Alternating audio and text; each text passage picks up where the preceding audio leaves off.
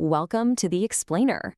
Today, we're jumping straight into the invisible world of RF, or radio frequency engineering. It's this hidden architecture completely surrounding us, constantly passing through the air and through our walls, carrying everything from our everyday text messages to massive amounts of industrial energy. So, what exactly does saving your smartphone battery have in common with controlling a nuclear fusion reactor? I know, it sounds like a setup for a weird joke, right? Bridging the gap between the phone sitting in your pocket and some of the absolute most extreme bleeding-edge science on the planet. Well, the answer is precise RF power measurement. Managing radio frequency power is actually the hidden key unlocking both of these incredible technologies. Think about it. If you can't measure RF power accurately, your phone is going to die in an hour, and a fusion reactor, it simply wouldn't be able to sustain its plasma. Here's our quick roadmap for today. We'll start with why RF power matters, then look at log amps and calibration, move on to defeating temperature drift, scale up to millimeter waves in fusion, and finally, designing D-band detectors. All right, let's dive right into section 1, why RF power matters. To really grasp the massive macro impact here, we first have to look at the micro level. In your everyday mobile phone, RF power management is what actually conserves your battery. It makes sure your device only transmits with the bare minimum power needed to reach the cell tower. On the flip side, at the base station, if you overdrive a high-power amplifier, you're wasting a massive amount of current. We're talking thermal overload that can literally burn the hardware right out. Plus, maintaining incredibly tight power control is legally required to meet strict cellular standards, so we don't end up jamming everyone else's signals. The actual architecture making this happen is just fascinating. If you look at the directional coupler in this flow, you'll see it essentially siphons off a tiny sample of the signal right before it hits the antenna, and then it feeds it straight down into the RF power detector. This creates a really elegant feedback loop. By measuring just that tiny sample, the system's brain, the microcontroller, can perfectly balance the desired output. Okay, moving on to section 2, log amps and calibration. So how exactly is that RF power detector doing its job?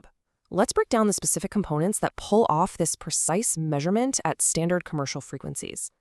The absolute heart of the detector is typically a logarithmic amplifier, or log amp.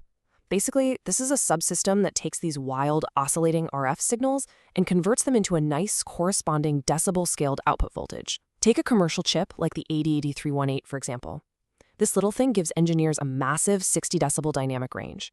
It cleanly detects signals from just 1 megahertz all the way up to 8 gigahertz. It's literally turning invisible waves into a measurable linear DC voltage. But here's the catch. Out of the box, these chips have slight manufacturing variations. To fix this, engineers use a brilliant little mathematical shortcut called two-point calibration. By feeding in just two known RF signals, let's say -10 dBm and -50 dBm, and then reading the output, they can easily calculate the slope and the intercept of the chip's response. Testing just those two data points is enough to map out a perfect linear response curve that calibrates the entire system. Which brings us to section 3, defeating temperature drift. Every engineering story needs a villain, right? While ours is temperature variation. Why does heat matter so much? Because when you're dealing with high-power transmission, the system is dramatically affected by even a microscopic fraction of a decibel of detection error. When the ambient temperature changes, the semiconductor properties inside that log amp start to shift, and that completely throws off those perfect, precise calibrations we just talked about, which can easily lead to total system failures.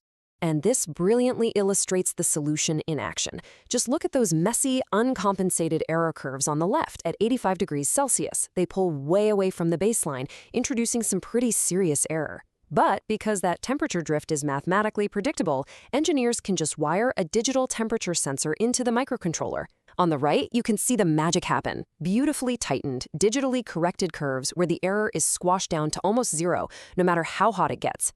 All right, let's switch gears for section 4, millimeter waves and fusion. Now that we've totally mastered everyday RF, we are going to jump to the absolute bleeding edge of science. Leaving behind the 8 gigahertz world of telecommunications, we're stepping into the extreme millimeter waves of a nuclear fusion reactor. In experimental setups like the East ECRH system, scientists use this massive device called a gyrotron to heat up the plasma. These gyrotrons blast out unbelievable amounts of RF power in the D-band, meaning frequencies somewhere between 110 and 170 gigahertz. That is so ridiculously high that it completely breaks our standard telecommunications log amp approach. We need entirely different hardware for this. We literally have to swap out our commercial log amp for something microscopic, a zero-biased shoddy diode. While our standard silicone log amp totally maxes out at 8 GHz for cell towers, this specialized G-band diode chip operates flawlessly between 110 and 300 GHz. Instead of using a progressive compression chain, it operates on a square rate law. This allows it to take those extreme millimeter waves and turn them into a measurable voltage we can actually use. And that leads us into our final stretch, Section 5, Designing D-band Detectors. Here's the thing. You can't just drop a microscopic diode onto a regular circuit board and call it a day. We have to physically harness these tiny, incredibly high-frequency signals, otherwise they're just going to radiate right away into space.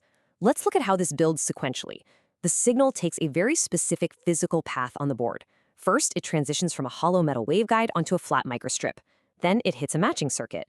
Third, it flows right into the Schottky diode for conversion. And finally, it passes through a low-pass filter. Let's zoom in on that low-pass filter for a second.